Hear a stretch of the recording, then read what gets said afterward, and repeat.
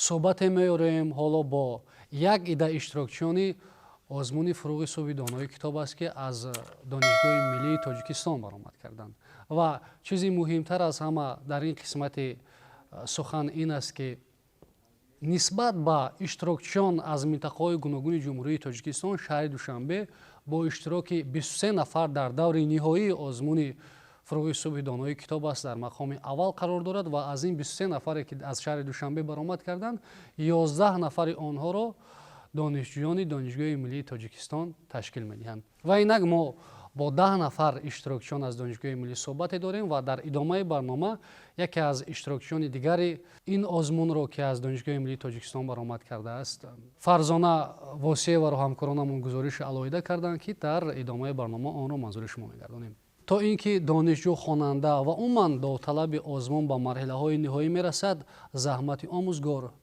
زحمت محیط تعلیم و تربیه که در اونجا تحصیل میکند محیط مکتب محیط دانشگاه خیلی کلان است و این لحظه به خاطر این حالا ما صحبت داریم در آغاز این قسمت برنامه با رستم نباتی سردار ریاست علمی دانشگاه ملی تاجیکستان نامزد علم‌های فیلولوژیا. مرحمت. طول 2 سال می شود که دانشجویان دانشگاه ملی تاجیکستان در آزمون جمهوریوی فروغ صبح دانایی کتاب است با یک شوق و ذوق بینهایت زیاد آمادگی جدی می‌بینند و به طور فعالانه در دوره‌های گوناگون این آزمون شرکت می‌ورزند و اینی که شما ذکر کردید از 23 نفری که در شهر دوشنبه جایهای افتخاری را صاحب شدن 11 نفرش از دانشگاه ملی است. البته این زحمت و رنج پیش از همه شوق و ذوقی خودی اگر دانشجویان باشد از طرف دیگر سطح درکی امری پیشوای معظم ملت است که چگونه در دوره های سطح فاکولتیت ها در دوره های عمومی دانشگاهی و سطح ناحیه و شهر و جمهوریوی آماده و سفربر نمودنی خود دانشجویان از جانب راهبریت مؤسسه های تحصیلاتی عالی کسبی جمهوری و استادان علاهیده می باشد که چگونه شاگردان را به این راه جلب کردن و آماده نمودن. ما اول در سطح فاکولتیت ها آزمون رو برگزار میکنیم در دایره خودی همون دانشجویان هر یک فاکولتیت. وقتی که ما در سطح فاکولتیت ها آزمون رو تشکیل کردیم 923 نفر برآمد کردند. ما در سال 2020 6 دور عمومی دانشگاهی گذراندیم و در این 6 دور 52 نفری بهترین را ما انتخاب کردیم.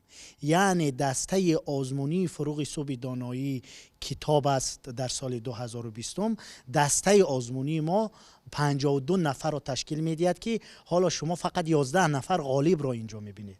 یعنی اون کسانی که واقعا در دوری انتهایی در دور جنبستی غالب پیروز گردیدند. ماه یک بار یا 2 مرتبه همه اینا رو جمع میکردیم با اینا صحبت میکردیم این داوطلبان رو گوش میکردیم که چی پرابلم دارن چی مشکلات دارن از سطح اشتراک در چاره‌بینی تا اشتراک در درساشان تا دسترس نمودن ادبیاتی که از روی نامیناسیا دانشجو بله آماده شده ایستاده است از روی درست قرائت کردن چگونه کتاب را خواندن از کجا آغاز کردن چگونه متنها را جابجا کردن حتی کنیسپیک کردن آثار نثری اینها را ما به واسطه ماه یک بار با کمیش 2 مرتبه واخری میگذراندیم اما به طور انفرادی به هر یک داوطلب هفته 3 مرتبه ما واخری میگذراندیم و از مشکلات این داوطلبان از نزدیک به طور انفرادی آشکار صحبت میکردیم از نزدیک 17 نفر اینا به دور جمهوریوی راه خط گرفتن و از این 17 نفر 11 نفر اینا به جایهای یکم دوم و سیوم و 6 نفر دیگر با افتخارنامه وزارت معارف و علم جمهوری تاجیکستان البته با جهت مالیوی با در حجم 1000 سامانی نیز قدردانی شدند. تشکر زیاد. همه این مسئولیت از شناخت مهمیت و مبرمیت پیشنهاد پیشوای ملت امر پیشوای ملت در مسئله برگزاری فروغ صبح دانایی کتاب است. нишон медиҳад, шаҳодат медиҳад. хуб биёед ба донишҷӯён мегзарем, ба иштирокчиёни озмун ки дар кадом номинатсия иштирок карданд ва сазовори ҷойҳои якум гардиданд, дуюм гардиданд ва чӣ бардоште аз ин озмун доранд? ман Саида Сарвиноз мебошам, донишҷӯи соли сеюми факултети забонҳои Осиё ва Аврупои Донишгоҳи Миллии Тоҷикистон. аз рӯи номинатсияи якум хондан ва ҳазёт кардани осори адибони классики тоҷик ширкат варзида сазовори ҷойи аввал гаштам. озмуни мазкур дар ин сол назар ба соли гузашта дигаргуниҳои хеле зиёдеро фаро гирифта буд. дар ин сол аллакай дар тӯли як сол қариб 2 баробар иштироккунандагон зиёд шуданд. дар худи сатҳи ҷумҳурӣ барои ман ширкат варзидан дар ин озмун имкониятҳои хеле зиёде фароҳамовар, чун адабиёти классик аз адабиётҳои мушкилтарин ба ҳисоб меравад. дар даврони мактаби ман аз наздик ошно намудам ба адабиёти классик, бештар ба адабиёти ҷаҳон рӯ оварда будам ва имрӯз низ чунин мебошад, вале дар рафти озмун ба мутолиаи осори адибони классик хеле зиёд машғул шудам ва як нуктаи хеле аҷиберо дарк кардам, ки он ҳикмату панду андарсҳое ки бештар олимони ғарби 4-5 асри охир дар осорашон дарҷ намуданд, маҳз адибони классики мо 1000 сол пеш аллакай гуфта буданд. ин барои мо хеле як мояи ифтихор мебошад. Бале. Я Шабнам Мадинаева, студентка 3-го курса факультета международных отношений. В конкурсе «Фуруғи Субҳидоноӣ» я участвовала по 4-й номинации «Мировая литература» и стала победителем этого конкурса, получила 1-е место. Впечатления в этом году были очень уникальными, так как мы уже участвуем, как Сарвиноз заметила, уже 2-й год, заметили очень много изменений с прошлого года, были очень много изменений в самом проведении, в процессе конкурса, не только связанные с вопросами, также были дозволены прямые трансляции, которые могли одновременно другие участники смотреть. А сам конкурс, впечатления лично какие были во мне, то есть что этот конкурс во 2-й раз дал для меня, так это очень много знаний, очень много нового, абсолютно новый список прочитанной литературы.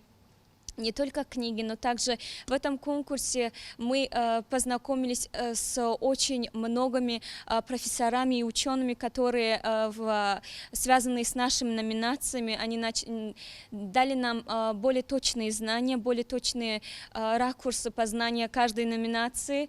И не только их мы нашли, также мы нашли очень много друзей в этом конкурсе. Ташаккур зиёд. Хуб, аз ин тараф оғоз мекунем. ман Аҳмадҷон ва Дилфуза Баҳодурова мебошам, донишҷӯи курси сеюми факултети забонҳои Осиё ва Аврупои Донишгоҳи Миллӣ ва дар озмуни ҷумҳуриявии фуруғи субҳидоноӣ китоб аст. аз рӯи номинатсияи 4-ум хондан ва азёд кардани осори адабиёти ҷаҳон иштирок варзидам ва сазовори ҷои дуюм гаштам. ин озмун сабабкори он шуд, ки ҷавонон рӯ ба китобхонӣ оваранд. дар китобхонаҳо хонандагони китоб хеле зиёд шуданд ва рӯзе набуд, ки дар китобхона одам ё кам бошад, ё беодам гузарад. нодира ханҷарова ҳастам, донишҷӯи соли 4-уми факултаи журналистикаи Донишгоҳи Миллии Тоҷикистон, ҳамчунин ғолиби номинаи хондан ва аз ёд кардани осори адабиёти ҷаҳон дар озмуни ҷумҳуриявии фуруғи субҳи доноӣ китоб аст. воқеан ҳам озмуни ҷумҳуриявии фуруғи субҳи доноӣ китоб аст барои ҳар як нафаре ки дар ин озмун хоҳиши иштирок доштанд мисли як офтоб буд, мисли як офтоби дурахшон ба зиндагии онҳо тулӯ намуд. ва бояд бигӯям, ки эълони ин озмун маҳз барои мисли ман даҳҳо нафар ҷавонон гӯё пайки осмонӣ низ буд ва иштироки банда дар ин озмуни аз нури хират муҷалло сараввал бо хоҳишу иштиёқи худ ва баъдан бо пешниҳоди падарҷони азизам, бо пешниҳоди модари гиромиқадрам сурат гирифт ва ҷиҳати иштирок ва ҷиҳати эълони ин озмун ба асосгузори сулҳу ваҳдати миллӣ муҳтарам Эмомалӣ Раҳмон عرض سپاس به اندازه خود را میرسانم که در عین دوران جوانی ما، در عین دوران صاحب استقلالیت کشور این آزمون را اعلان نمودند. من گلافزا پیروا دانشجوی سال چهارم فاکولته حقوق شناسی دانشگاه ملی تاجیکستان در آزمون جمهوریوی فروغ صبح دانایی کتاب است از روی نامیناسیون دوم، یعنی خواندن و ازبر نمودن آثار ادیبان معاصر تاجیک شرکت ورزیده در دور نهایی آن سزاوار جای دوم گردیدم. سرفراز و خوشبخت از آنم که امروز با فرمان به واسطه پرزیدنت جمهوری تاجیکستان جناب عالی محترم امام علی رحمان چنین آزمون‌های سطح جمهوریوی برگزار گشته ایستادند که این می توانند تمام قشر جامعه را به سمت کتاب دوستی و کتابخوانی روانه سازند. مقصد اساسی من در اشتراک از این آزمون سطح بلند این پیش از همه پیروی نمودن سیاست جوانپرورانه پیشوای معظم ملت در سمت تبلیغ و ترغیب جوانان به دانش اندازی و دیگر این غنی گردانیدن آن همان دانش معنوی خود یعنی غذای معرفت گرفتن است و در برابر این خوشبخت از آنم که با اشتراک نمودن در این آزمون توانستم دوستان زیاد کتابخوان پیدا نمایم که در آینده می توانم در تمام مسئله از این گونه دوستان با سواد و با علم و دانش همه گونه مصلحت ها را پرسان شوم. سلامت باشید. ببینید اینجا هر نفری که گپ میزند از برداشت‌های خود در رفت اشتراک از آزمون سخن میکند. در برابر آنها که کتاب‌های زیاد را مطالعه کردند، در برابر آنها که دانش گرفتند، همزمان از پیدا شدن دوستان زیاد بسیار صمیمانه یادآوری میکنم. ذکر میکنم دوستان کتابخوان. دوستان کتابخوان این خیلی مهم است. بله.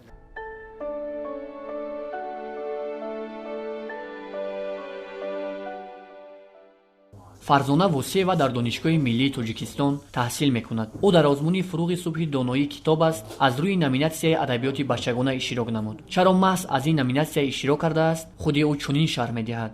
افتخار از آن داریم که با شرافت آبادی و گلگشکوفایی این وطنی آباد و آزاد امکان داریم در آزمون چاره‌بینی های سطح شهری و جمهوریوی فعالانه اشتراک نماییم. تشکیل و برگزار نمودن آزمون جمهوریوی فروغ صبح دانایی کتاب است یکی از اقدام های نجیب و سریوقتی پیشوای معظم ملت بوده در ضمیر هر یک شهروند جمهوری ذوق کتاب دوستی و کتابخوانی را بیدار کرد و چون امسال برای هر یک طبقه جامعه علاهیده آزمون گذرانیده شد، من نیز کوشش نمودم بار دیگر به دنیای زیبای کودکی وارد شده از ایجادات ادیبان بچگانه برخوردار شوم و امسال از روی نامیناسیون سیوم خواندن و ازیاد کردن اشعار بچگانه و افسانه و روایت های خلق تاجیک میان دانشجویان یعنی طبقه دوم برآمد نموده خوشبختانه سزاوار جای اول گردیدم. ҳамин қобилияту лаёқат сабаб гашта ки ӯ то ба даври ҷанбастии озмуни фуруғи субҳи доноии китоб аст роҳ ёфт ва дар номинатсияи хондан ва аз ёд кардани ашъори бачагона ва афсонаҳои халқи тоҷик сазовори ҷои якум гардид. ӯ мегӯяд китобро на фақат барои дар озмун иштирок кардан бояд хонд, ҳамеша бояд китоб хонд то хушфаҳму ҷаҳондон буд. бо чанд забон шеър мегӯяд. қобилияту истеъдоди ӯ ҳатто аъзои ҳакамонро низ ба ваҷд овардааст. از ادبیات خارجی بچگانه نیز شعرها ازیاد کردم و از شاعر روس Маршак میخوام که یک شعر رو قرائت کنم. Что случилось нынче в школе? Нет учительницы, что ли? Расшумелся первый класс и бушует целый час. Поднял шум дежурный Миша. Он сказал: ребята, тише, тише, крикнули в ответ Юра, Шура и Ахмед. Тише, тише, тишина, крикнул Игорь у окна. Тише, тише, не шумите, заорали Витя, Митя. Тут учительница Пеня просто вышла из терпения, убежать хотела вон. Вдруг явился Угамон. Оглядел он всех сурово и сказал ученикам: не учи молчать другого, а молчи побольше сам. دنیای کتاب درگاه نور فرهنگ چراغ جاودانه گر خانه به کتاب باشد تاریک بسد چراغ خانه دنیای کتاب قله کوه زین قله رهی فرامدن نیست دنیای کتاب بیشه سبز زین بیشه رهی برآمدن نیست. دنیای کتاب گلشن بخت، خورشید بهار در زمستان، مهرش به مثال شیر مادر، هستی حیات و راحت جان. چون نوقلم و ایجادکار هستم میخواهم مهر و محبتی که نسبت وطن دارم با شعر ایجاد کردم بیان نمایم. مهر وطن. مهر تو در سینه‌ام به انتهاست، روشنی آفتاب اندر سماست. هر کفی خاک زرانگیزت به چشم، دلربا و مهر افزا پرجلاست. هر فراز قله تو با شکوه، باغ‌های خرم تو با صفاست. سربلندم میهن بس خاک تو، مرز مردانی بزرگی جان فداست. ҳарчанд озмуни фурӯғи субҳи доноӣ китоб аст дар соли 2020 ҷамъбаст гардид, вале ӯ ҳамоно ба китобхона меравад ва китобҳои ба завқу табъи дил мувофиқро ҷустуҷӯву мутолиа менамояд. фарзона восеева бар он назар аст ки ба роҳ мондани чунин озмунҳо на танҳо ба баланд гардидани сатҳи донишу ҷаҳонбинии насли наврас мусоидат мекунад, ҳамзамон ҷавонон бо хондану аз бар намудани осори ниёгони хеш бо адабиёти ғании гузаштагон шинос мешаванд ки ин ошноӣ дар қалбу зеҳни онҳо меҳру муҳаббат ба асли худ ва ифтихор аз фарҳангу тамаддуни миллиро афзун мегардонад.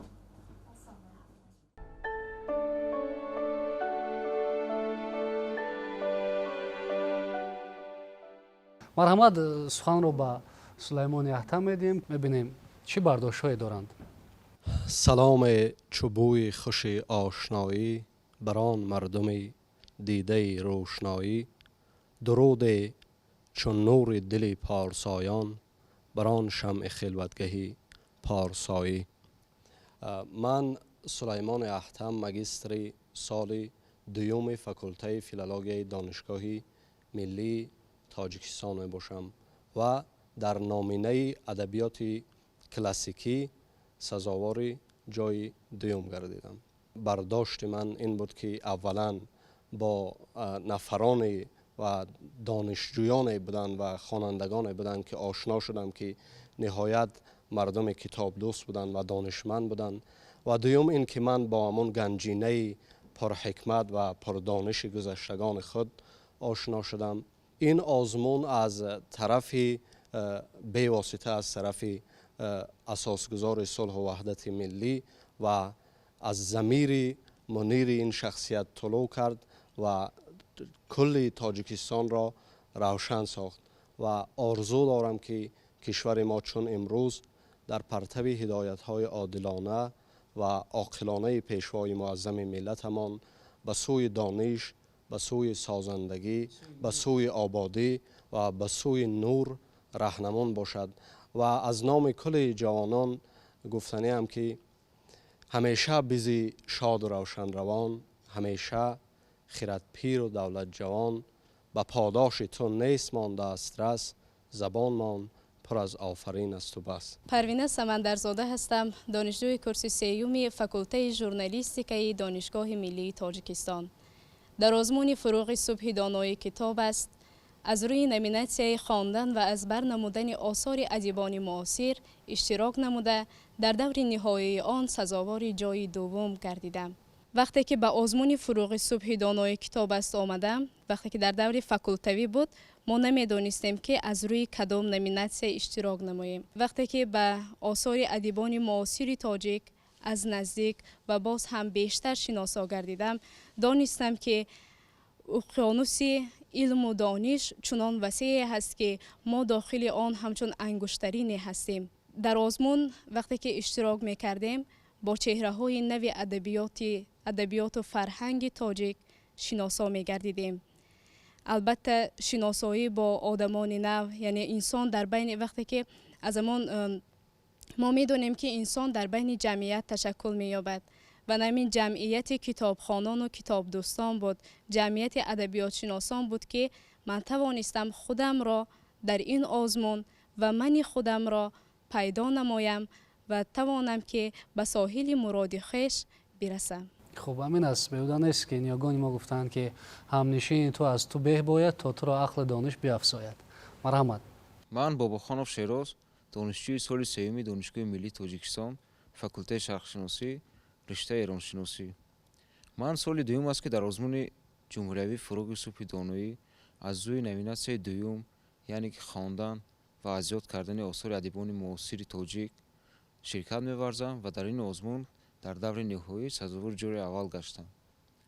چطوری که لایق بزرگ فرموده است خلق به فرزند عالمگیر نیست، باز یابد مادری تاجیک فرزندی دیگر، بس که کام تاجیکان را با سخن برداشتند، باز آید شاعر و شعر و پساوند دیگر.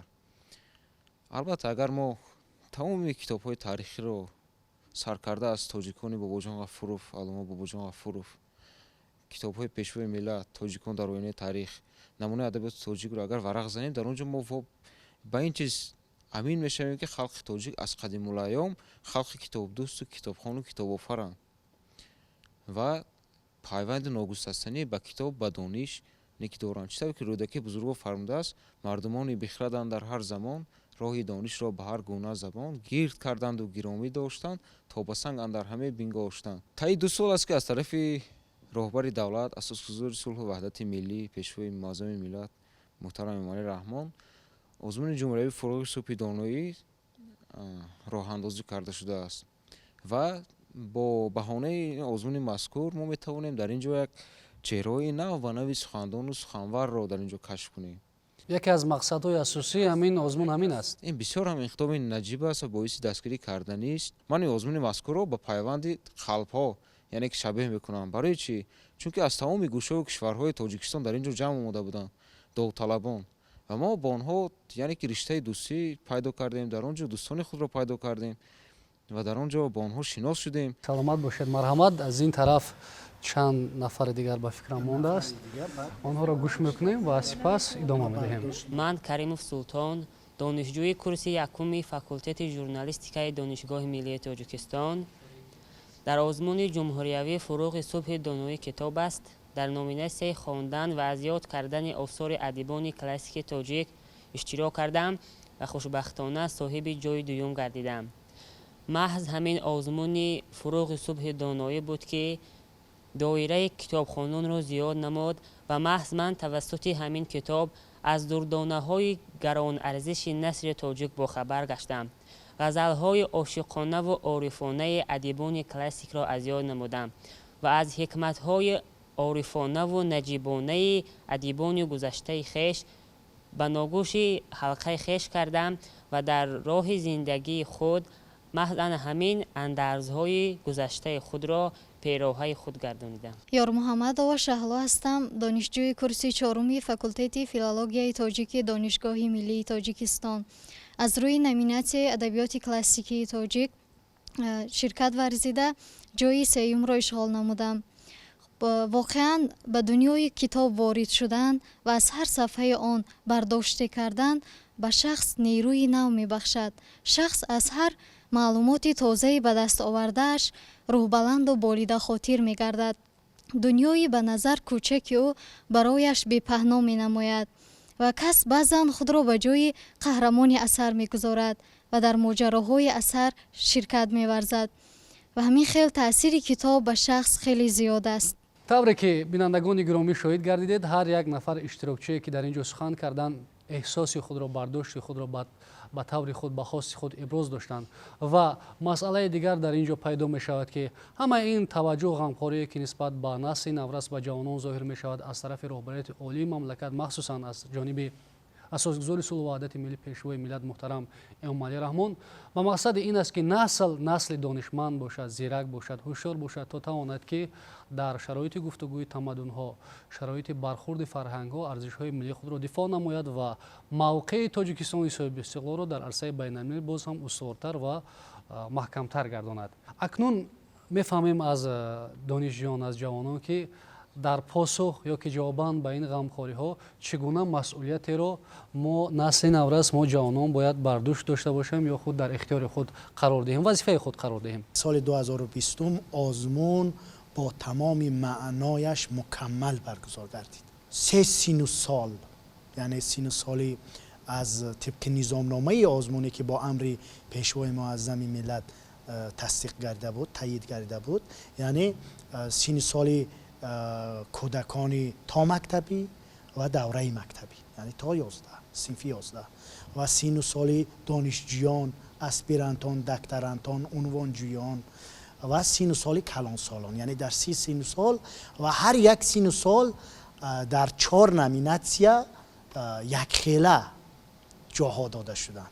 مثلا در هر یک سن سال جای ادبیات کلاسیکی جای یکم یک تا، جای دوم 2 تا، یعنی هم شماره از نگاه سن سالی شماره سزاوار گشتن به جایهای افتخاری خیلی زیاد شد. خود همین اشتراکچیان در سن سال دانشجویان، ماگسترانتان، اسپیرانتان خودشان رو بهاگذاری کردند و خودشان پیش از اونی که جاها را معین کنند میگفتند که کیها یکم میگیرن، کیها دوم، کیها سزاوار جای سوم میگردن. خودشان بها دادند یکدیگر را. اکنون اینقدر اودیتوریای کلان که اینقدر کتاب خواندن، اشتراکچیان خیلی فعال هستند، اینقدر جهان بینیشان البته تشکل یافت، رشد کرد، اینا در کجا صرف میکنن؟ این خیلی مهم است.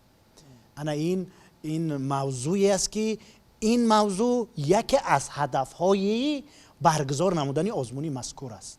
چرا؟ چون که اگر ما آزمون مذکور را دسته‌بندی کنیم که از کدوم هدف‌ها، از کدوم مقصدها عبارت هستند، این یک مقصد ندارد.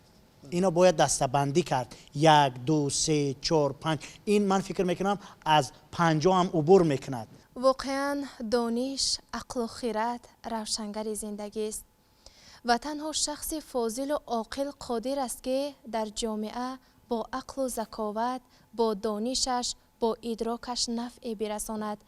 پیشوای معظم ملت پیوسته تاکید میکنند که از زمان استقلالیت تا به امروز در نزد ما جوانان مسئله های قرار دارند که در زمان جهانی شوی حل و درک آن از ما جوانان دانش عمیق، جهانبینی زمانوی و مهمتر از همه حس بلند ملی، خودآگاهی و خودشناسی و صمیمانه دوست داشتن وطن را تقاضا می نماید. چگونه استفاده بردن این دانشی که در مدت یک چند وقت ما از بر نمودیم؟ پیش از همه باید گفت که در نظامنامه نکته قید گردیده است که هر یک دانشجویی که در این آزمون شرکت می‌ورزد بیشتر باید به موضوع وطن دوستی و خویشتن‌شناسی اهمیت جدی دهد. ما باید که دانش‌های خود را پیوسته مکمل نماییم، پیوسته تکمیل دهیم، زیرا علم یک دریایی است بیکران، پایان ندارد و ما تنها یک قطره آن را برداشت نمودیم. چطوری که میگویند از گهواره تا گور دانش بجوی و ما باید پیوسته همیشه در مطالعه و در یعنی حفظ نمودن آن همان آثار ادیبان چه کلاسیک معاصر جهان باشیم و دیگر اینکه ما باید توانیم که دانش خود را به دیگران انتقال دهیم. یعنی تنها توسط انتقال دادن دانش ما می توانیم که آن همان موفقیت خود را احساس کنیم، زیرا هر نفری که علم دارد، دانش دارد، باید حتما دیگران را بهره‌ور نماید. و نقطه دیگری را میخواستم حتما در یعنی برنامه‌های تلویزیونی قید نمایم که این آزمون اصلا غالبیت و مغلوبیت ندارد، زیرا هر شخصی که قدم نخستینش را در جاده علم و دانش گذاشت و آن همان صحیفه های کتاب را باز نمود، الکی وی موفق است، الکی وی غالب است. و با اشتراکچیانی که در آزمون در دور نهایی غالب نگشتند گفتنی هم که شما موفق هستید، شما الکی یعنی غالب هستید، زیرا اینقدر دانشی که شما از بر نمودید هیچ کس از شما ربوده، هیچ کس از شما گرفتن نمیتواند و این همون گنجینه شما در سر شما است که شما تا آخر عمر میتوانید استفاده نمایید. نیکبختی، اقبال بلند، بخت و سعادت نصیب ما جوانان تاجیکستان گردیده است و ما جوانان قول میدهیم آن پرچمی را که فرزندان فرزانه ملت تاجیک در فضای پهناور علم و دانش بلند برداشتند، باز به بلندی ها برداریم و وارثی نماییم. تشکر زیاد، چون اینجا درباره علم سخن کردن و گفتند که баҳри бекарон аст. Пас агар илм баҳри бекарон бошад, дониши моро ба як киштӣ, ба як заврақ шабоҳат диҳем, пас бояд ин дониши мо, ин заврақи мо, ин киштӣ мо бояд устувор омода бошад, ки дар пастию баландиҳо, тӯфонҳои ногаҳонии дарё яки баҳри илм ғарқ нашавад. ба ин манзур ки дониши мо бояд дониши санҷида бошад, ҳадаф дошта бошад, мақсад дошта бошад. адабиёт як ҷузъи басу муҳими фарҳанг ва тамаддуни миллии ҳар як кишвар мебошад ва чун мо аз адабиёт огоҳ ҳастем, вазифаи мо мебошад ки фарҳанги миллии худро бо мутолиаи адабиёти классик, муосир, ҷаҳон ва осури бачагона зиндаву поянда нигоҳ дорем. мо метавонем аз китобҳое ки мутолиа кардем порчаҳои писандидатаринро дар шабакаҳо фиристонем ва аз ин ҳаводорону шахсоне ки хоҳиши мутолиаи китобро дар худ пайдо мекунанд зиёд кунем ва бале онҳо албатта ки баҳра мебардоранд, чун ҳар як китобе ки мо мутолиа мекунем ҳатман ҷузъҳои ба мо писандида доранд ки бо як мутолиа кардан аллакай дар хотири мо ба таври қавӣ нақш мебанданд. аввал дараҷа ки мо бояд фарҳанги худро поянда нигоҳ дорем ва баъдан бо он ки озмунро мо дар ин сол ба охир расондем, аз хондану мутолиа кардан бояд даст накашем. Баръакс, ин барои мо қадами аввалин буд ва мо бояд ба мутолиа боз ҳам бештар рӯ оварда китобхонаи маънавии худро бӯю ғанӣ гардонидан гирем. фуруғи коинот аз офтоб аст, фуруғи одамият аз китоб аст. воқеан фуруғи инсон аз دانش اندوختن، از علم آموختن و از مطالعه کردن است که این آزمون یک زمینه شد برای منیر کردن دلهای و دانشهای کل مردم تاجیکستان. البته مقصد اصلی حکومت کشور و به واسطه پیشوای معظم ملت پرزیدنت جمهوری تاجیکستان که از راه منیر این شخصیت این آزمون طلوع کرد، به واسطه این بود که جوانان در همین شرایطی که واقعا شرایط جهانی شوی است و گفتگوی تمدن ها است، همون ارزش ها، همون مفهوم های وطن خود و خویشتنداری و وطن دوستی خود را از دست ندهند. واقعا مقصد حکومت کشور هم همین است که مردم تاجیک از گذشته پر افتخار خود بهره برد و آن بهره را در عمل، در پیشرفت و شکوفایی وطن عزیز خودشان استفاده برند. Как мы должны использовать свои знания, которые на протяжении 2 лет мы обрели из этого конкурса. Так как мы здесь все сидим студенты, каждый из нас, мы уже обсуждали несколько раз эту тематику, мы можем каждый в своей кафедре, в своем факультете образовать некий кружок, который бы мы действительно стали бы ведущими, то есть открыли бы новые познания в сфере художественной литературы бы и больше привлекли каждого студента, учащихся в нашем факультете, например, к этому к книгам, так как просто прочтение книг ведь не просто так, мы с какой-то именно целью читаем разные книги, конкретную книгу. Из них мы в основном добываем 2 цели. То есть первое, именно те знания, которые мы получаем из книг, и то, что мы выносим из себя. То есть каждая книга более образует в своем прочитателе некие новые чувства. То есть именно почему именно нашему подростковому поколению нужно читать книги, мы можем донести для них истинный смысл книг, то есть оберегать их от много, как распространено очень сейчас в социальных сетях, плохих программ, то есть плохих распространения плохой информации в виде как бы террора, терроризма и таких вот тематик. Мы бы очень оберегали нашу молодежь. рудаки бузургвор гуфтааст ки донишан дар дил чароғи равшан аст ва аз ҳама баъд бар тани ту ҷавшан аст.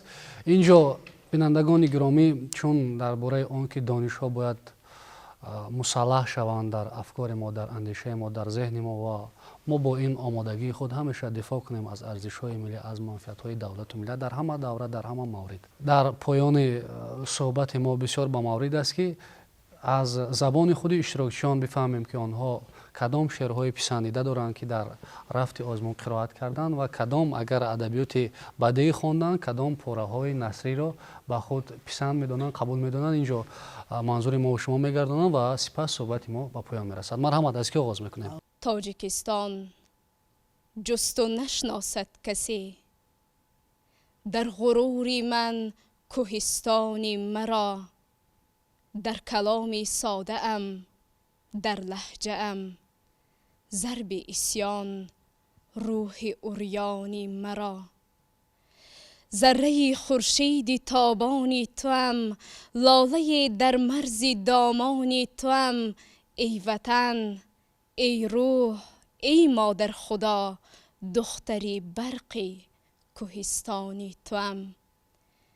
خاکساری های تاجیک خاکی نیست، از بلندی شکوه ملت است. چینکی ناموسی من در زندگی قله از کوه روح ملت است. ای وطن، ای زادگاهی ننگ من، سوختن در آتشی عشقت کم است. از سری کتفت به عالم بنگرم، هر تنی صاحب وطن یک عالم است. تاجیکستان جست و نشناسد کسی، در غروری من خروشی وحش را، در تلاش حق شناسی های من، در سپاکی زنانی یخش را. دود از سوز شرر سر می زند، مهر از گردی وطن سر می شود. شیر طفلی روح اسیان زاده است، شاعر از دردی وطن سر می شود. چو بشنوی سخن اهل دل مگو که خطاست، سخن شناس نه جان من، خطا اینجاست. در اندرون من خسته دل ندانم کیست، که من خموشم و او در فغان و در غوغاست. ندای عشق تو دوشم در اندرون دادند، فضای سینه حافظ هنوز پر ز صداست. Some say the world will end in fire, some say in ice, from what I've tested of desire. I hold with those who favor fire, but if it had to perish twice, I think I know enough of fate to say the for destruction ice, it's also great and will suffice. آن کس که بداند و بخواهد که بداند، خود را به بلندی سعادت برساند. آن کس که بداند و بداند که بداند، اسب شرف از گنبد گردون بجهاند. آن کس که بداند و نداند که بداند، با کوزه آب است ولی تشنه بماند. آن کس که نداند و بداند که نداند، لنگان خرک خیش به مقصد برساند. آن کس که نداند و بخواهد که بداند، جان و تن خود را ز جهالت برهاند. آن کس که نداند و نداند که نداند، در جهل مرکب ابدالدهر بماند. آن کس که نداند و نخواهد که بداند، حیف است چنین جانوری زنده بماند. Tanto gently e tanto oneste pa, la donna mia quand'ella altro salut, quodavin gdevan tremando muta, gli occhi non l'ardisco di guardare. El si va, sentendosi vignemente d'umiltà vestito, e par che sia una cosa venuta, e par che sia Norbert. ای خواهر عزیز، ای دختری آوریا، بشنو که پاک گویم و بی پرده گویمت. گل نیستی که من تنها ببویمت. ای نوری چشم رابیه، ای دختری ایما، پهنای زندگی چون سینه تنگ نظران تنگ و تار نیست. هر لحظه زی این جهان چون هوشی رهنمایی روشن ستاره است به صحرای زندگی. بار زی خود برای در انجمن درای که اینجاست آزمونگهی نیروی مردمی. بی پرده جلوه کن مردانه سر بکش در جنگ با مفاسد اخلاق اجتماع. پاکی حصار عفت و دانش سلاح توست. وطن ای آفتاب نوطلوی من، وطن ای آفتاب نوغروب من، وطن ای شرق ای غرب ای شمال و ای جنوب من. طلوع تو مرا داده است استقبال و استقلال، غروب تو مرا داده است دنیای غروبیدن. در بیگانگان را با سرانگشت گدایانه بکوبیدن، به مژگان سیاه بختی و ناچاری قدمگاه جناب را بروبیدن. وطن ده با طلوع خود طلوع من، که از درگاه رحمان من طلوعم را طلبگارم، که از درگاه رحمانی هر آن دارایی دارم ز تو دارم. تو را باید پرستیدن بسان آخرین احسان، تو را باید پرستیدن بسان آخرین امکان. وطن ای آفتاب نوطلوع من، وطن ای آفتاب نوغروب من، وطن ای شرق ای غرب ای شمال و ای جنوب من. یاران یاران زی هم جدایی نکنید، در سر هوس گریز پایی نکنید. چون جمله یکید دو هوایی نکنید، فرمود وفا که بی وفایی نکنید.